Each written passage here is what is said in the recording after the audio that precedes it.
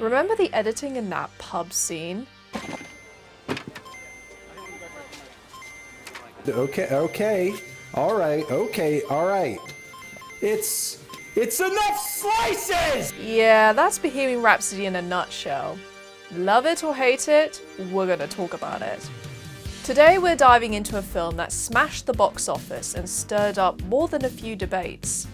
It even snagged a few Oscars, including Best Editing, which still has a lot of people raising their eyebrows. We're gonna break down a scene from the film and pick apart the choices made in the edit. Do they elevate Queen's story? Or was this Oscar win more smokes and mirrors? Here is my take.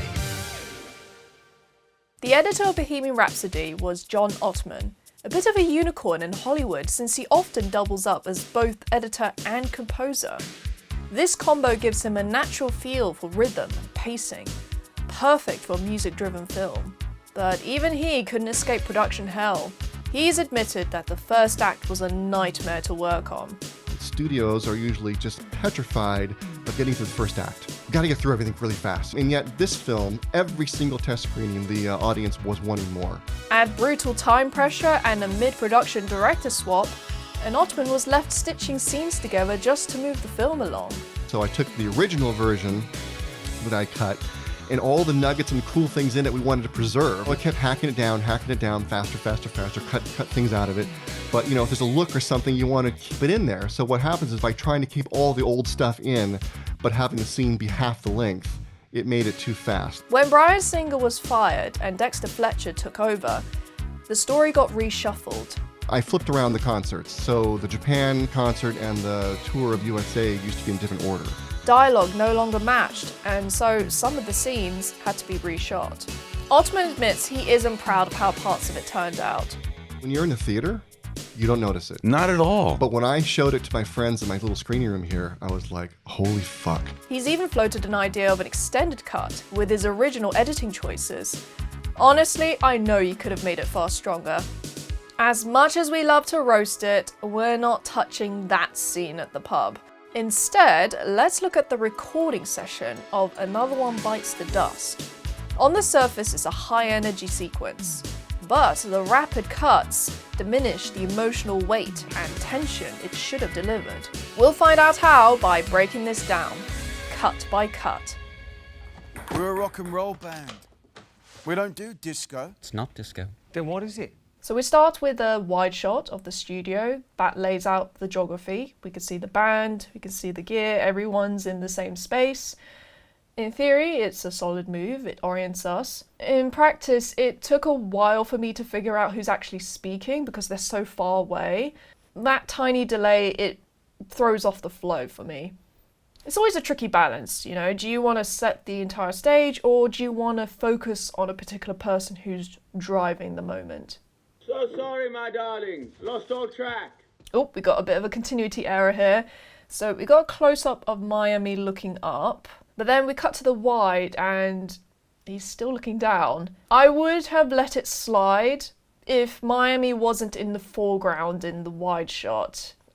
I don't think it's very difficult to miss that. You fired Reed without consulting us. Roger's line is delivered on the wide shot with his back to us. And then it cuts to a reverse shot in the middle of his dialogue, or closer to the end of his dialogue.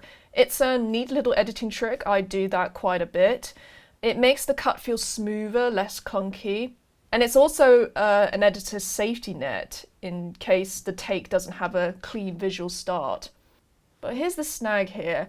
Notice how fast Brian May has reached Roger's side. It's almost like he's teleported there. Even the cleverest shortcuts can trip over themselves.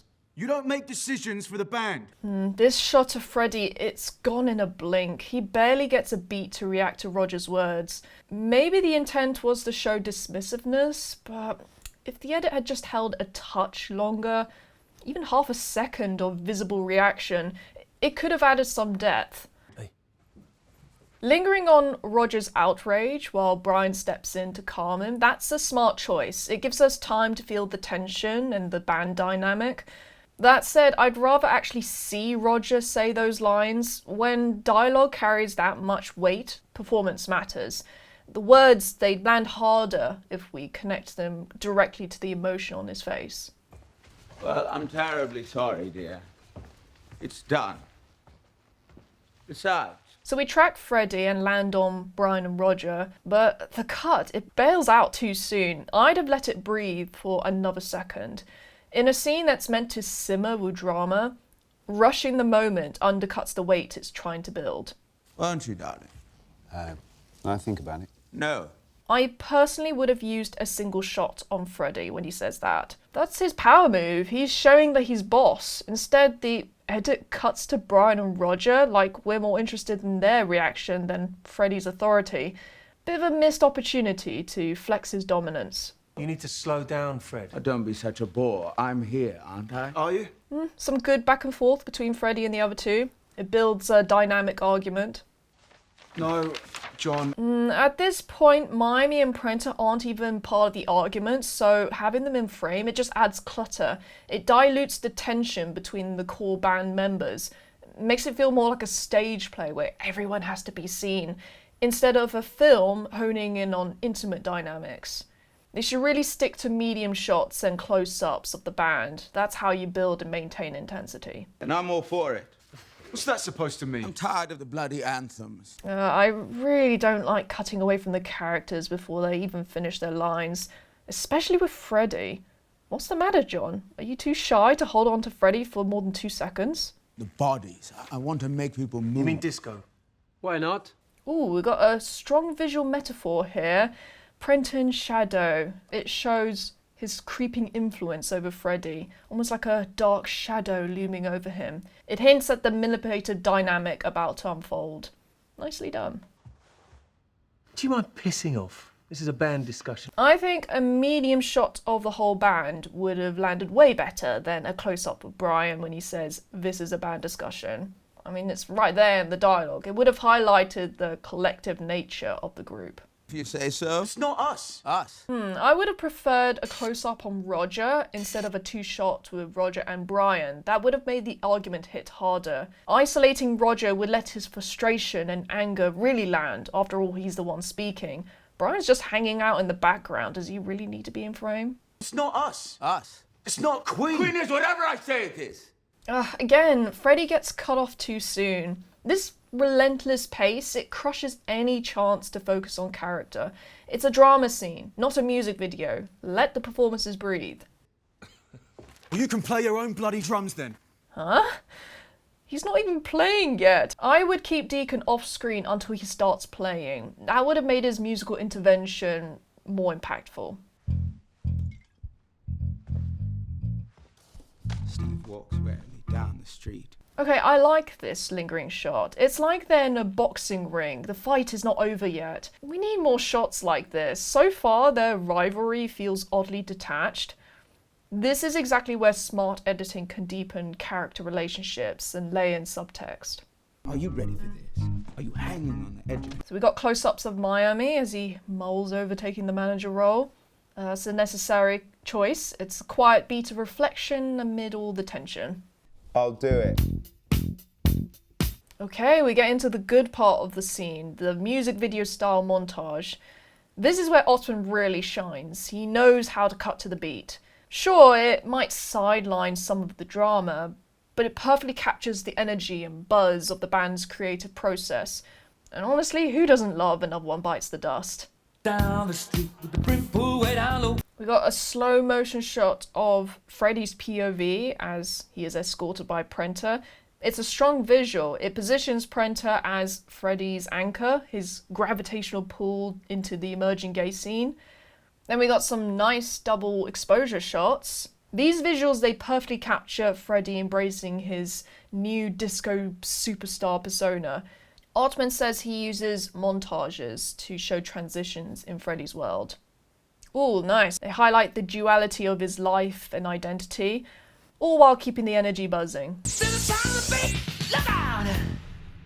And then we finish with a nice transition from Freddie Mercury in shadow to Freddie the singer alone in the studio.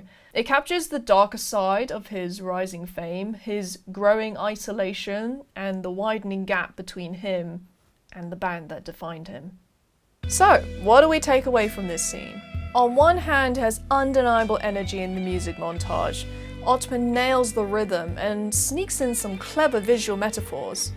On the other hand, the rapid-fire cuts come at the expense of emotional weight and character dynamics. What could have been a richer, slower burn instead feels like it's racing to the finish line. It's effective in short bursts, but it leaves us wanting more substance beneath the style. Do I think Bohemian Rhapsody deserved the Oscar for Best Editing? Honestly, no. There are a couple of slick cuts, but overall it's too fidgety and distracting to carry the weight of the story, and that's a real shame, coming from a Queen fan. Personally, I'd have handed the statue to either BlacKkKlansman or The Favourite. But that's just my take. What about you? Did the editing work for you? Or do you think Bohemian Rhapsody didn't quite earn its Oscar win? Drop your thoughts in the comments. And if you liked this breakdown, hit the like button, subscribe for more deep dives into film editing, and hit that notification bell so you don't miss the next one. Thanks for watching, and I'll see you in the next one.